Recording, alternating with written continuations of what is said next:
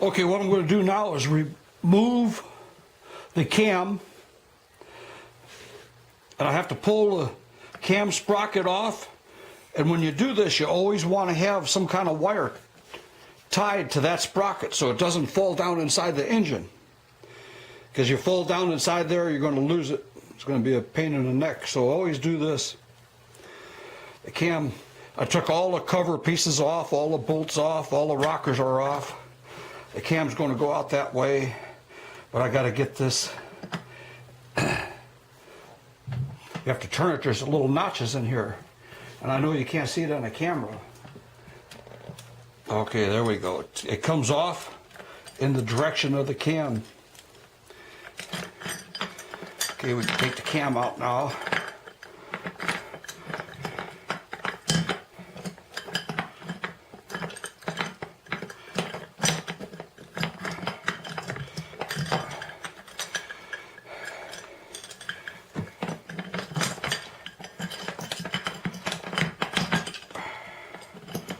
Okay, there's a cam and a cam sprocket.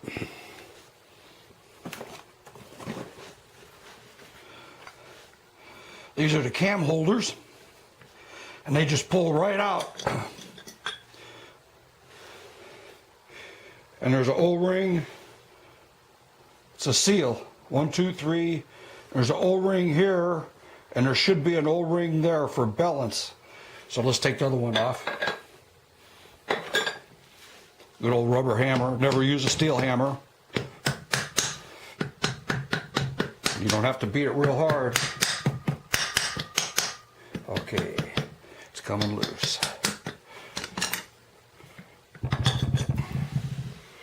Same thing.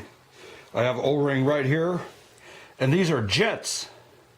This here determines how much oil is flowing to the head, and this keeps the oil pressure up. These are jets, and it has an O-ring around it. I'm using my fingernail. Okay, here's the O-ring.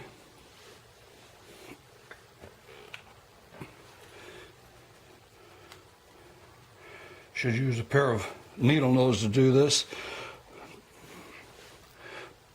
Well, let's see if you can see here. I'm going to focus on this jet right here, and you can see the little holes. Look right there, the little holes right there. Then there's a little hole here, and this is just almost like carburetor jets, except there's no threads on it, and you can't use it in the carburetor, but almost the same thing. And it maintains the oil pressure throughout the system. Without these jets, there's too much oil flow to the head, and the oil pressure in the overall system drops. So you have to keep it balanced. There's a lot more technical than just slapping the engine together.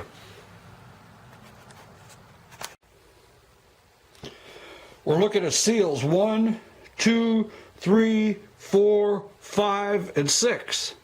Now we're not going to remove these center seals. Forget that. I'm not going to remove those. But I'm going to suck the oil out of them here. But there's bolts under here. What I'm going to do is I'm going to pull off the head, and I'm going to replace every one of these 6mm right here. All the threads are going to get replaced. I'm going to drill them out and put new threads in every single one. And the same thing down on the cylinders. So that's why I'm doing this job, is because those were stripped out. Everything was leaking. This motor was built in 1971, but I'm not certain of that, if that's the right motor or not.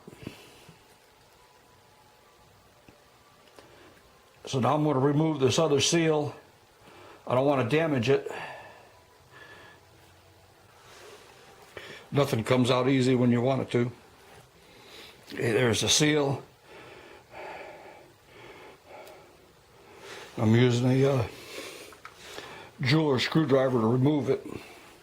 See if I can get this jet out of here. Yep. Here's a second jet. Putting everything in the box. Then I'm going to remove these the same way. Remember, I'm only going to remove 4 of them because there's only 4 bolts.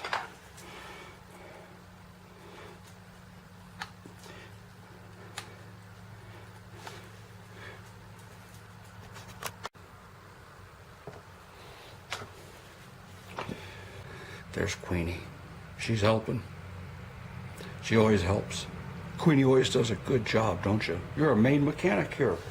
Okay, so I'm going to remove this last seal. And I just wanted to mention, on any of these old motorcycles, when you take it apart, just put new helicoils in every one of the 6mm bolts. Because people had these taken apart over and over and over, and they always over torque them when they put it back. I'm very sorry to say that.